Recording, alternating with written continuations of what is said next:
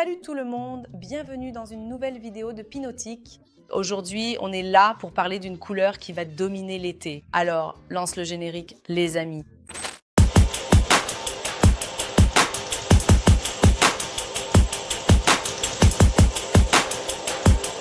Salut, je suis Fabiola Cassi, vous êtes sur la chaîne Pinotique, qui est ma chaîne, ma maison, mon petit espace ici et tout ça. Et aujourd'hui, on va parler d'une couleur.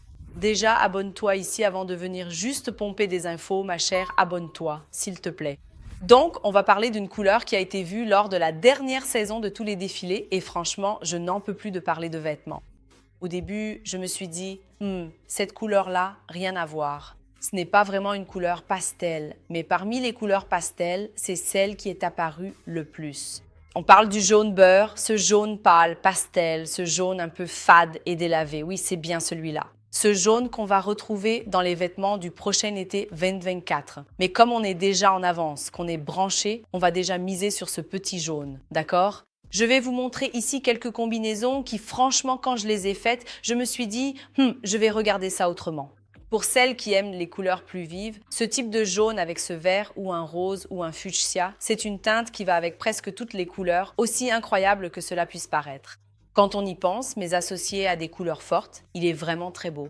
Ensuite, ici, il apparaît sur des robes avec du blanc cassé ou du caramel. Si vous regardez à ses pieds, elle porte une botte un peu blanc cassé avec le bout caramel. Ce jaune, il se marie très bien avec le caramel. Pour moi, c'est l'une des couleurs qui, tu sais, ce cuir, cette couleur normale, un peu cognac. Ce jaune avec du cognac, c'est magnifique. Regarde cette nuance de jaune avec de l'orange. Tu y avais déjà pensé? Non, n'est-ce pas, ma chère? Alors tout à coup, tu regardes avec un autre œil, pas que tu vas forcément porter ça, mais je comprends que ceux qui aiment ce jaune et qui ont toujours un peu fait la moue en disant « Oh, je ne sais pas, comme moi, tu vois ?»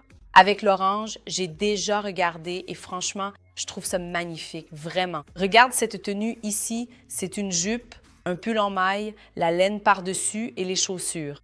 C'est vraiment un color block total ici, tout le look, mais c'est pour que vous remarquiez que je peux faire un ton sur ton. Donc, je peux porter un blanc cassé puis un petit jaune au-dessus. Ensuite, je passe à un beige un peu plus soutenu, plus chaud. Donc, j'utilise le ton sur ton et je compose ce look avec des textures. Alors, mais tout de la même couleur, ça devient un peu fade. Ce n'est pas le cas quand tu composes avec ces textures. En associant les textures, tu donnes une toute autre allure à la tenue. Ensuite, on a ça, la chemise très fine qui devient un peu transparente, portée ouverte. D'accord, sa peau est incroyable, mais ici, on a une maxi fleur et une autre teinte plus atténuée d'un bleu un peu pétrole que j'ai beaucoup vu lors de mon dernier voyage en juillet, hors du Brésil. Cette teinte pétrole, ce vert légèrement bleuté, je l'ai littéralement vu partout.